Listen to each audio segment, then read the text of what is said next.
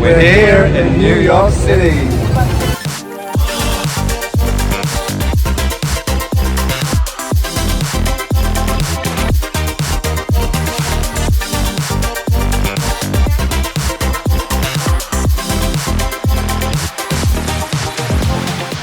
Hey everyone, I recently visited New York City with my partner Callum, and I'm excited to share some of our top highlights. If you're planning a trip or just dreaming of New York City, these are our must-see spots. First up, Times Square. Photos and videos don't quite capture the electricity of this place. It's bustling with people, street performers, and a lot of shops to pick up some souvenirs, all set against the backdrop of those epic and colourful billboards. We were there at midnight on our first day and witnessed a billboard takeover where all the ads synced up. It was definitely a cool experience. One of our favourite activities was walking the High Line. This old railway line turned elevated park offers unique views of the city. It's a great way to get some steps in while enjoying the gardens and art installations. Nearby you'll find Little Island and the Vessel, both also worth a visit. When in New York, visiting a viewing deck is a must. We hit Top of the Rock for its stunning views of Central Park and the Empire State Building. We liked that the viewing deck here was outdoors, making it great for capturing clearer photos without any window reflections getting in the way. We also went to Summit 1 at 1 Vanderbilt. If you're planning to visit just one viewing deck while in New York, we'd recommend choosing this one. Not only do you get incredible views of the city, but you also get to experience 3 levels of multi-sensory immersive rooms. We especially enjoyed the magic of the mirrored rooms, as well as playing in the room filled with floating metallic balls. It was truly mind-blowing. We highly recommend taking a ferry ride. We went twice, once from Pier 11 to DUMBO to capture those iconic photos of the Manhattan Bridge, and we timed our visit so that we'd be walking back across the Brooklyn Bridge at sunset to watch the Manhattan city skyline light up. The next day we took the ferry up the East River to Roosevelt Island. There's not a lot to do on Roosevelt Island itself, but we got off the ferry here so that we could take the Roosevelt Island Tramway back across to Manhattan.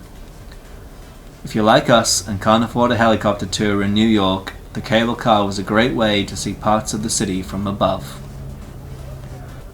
No New York City trip is complete without spending a couple of hours exploring Central Park. It's so nice feeling like you're in the middle of nature whilst being in one of the most bustling and vibrant cities in the world. There's so much to see and do here, but a highlight for us included seeing the Bethesda Terrace and Fountain, as well as just being in the park and taking in the views of the towering skyscrapers. Central Park is surrounded by world-class museums. We enjoyed spending a couple of hours exploring the American Museum of Natural History with its fascinating wildlife exhibits.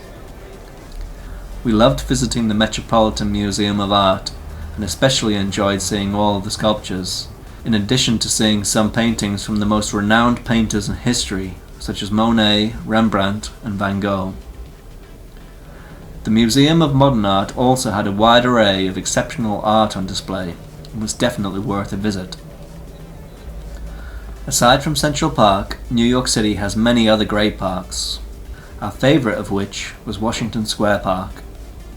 It's a great place to sit and relax for a while, or if you're feeling hungry, grab a slice from Joe's Pizza nearby and sit and enjoy it in the park while people watching to pass the time. In Lower Manhattan, don't miss the 9/11 Memorial, One World Trade Center and the Oculus. The memorial is a moving tribute to the events of 9/11, which honors the lives of those lost.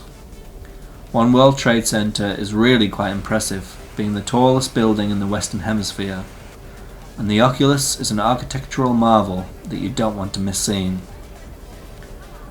Also in Lower Manhattan, you'll find Wall Street, where you can stop and visit the New York Stock Exchange, or head across to the Charging Bull. Rumor has it, placing your hand on a certain part of the bull will bring you financial prosperity.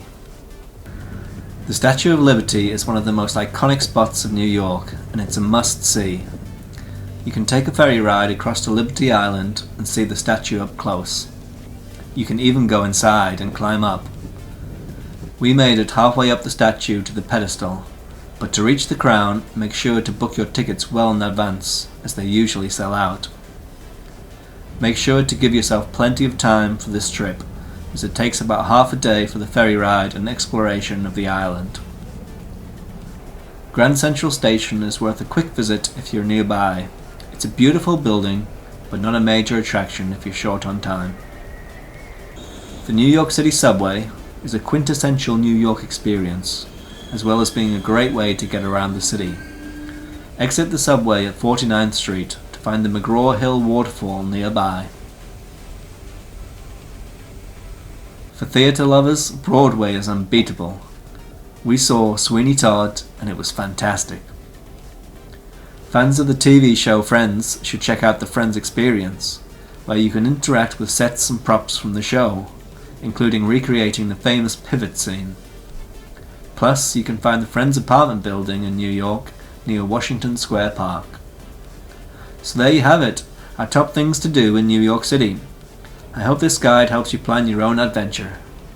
If you enjoyed the video, give it a thumbs up and subscribe for more travel tips. Thanks for watching, and I'll see you next time.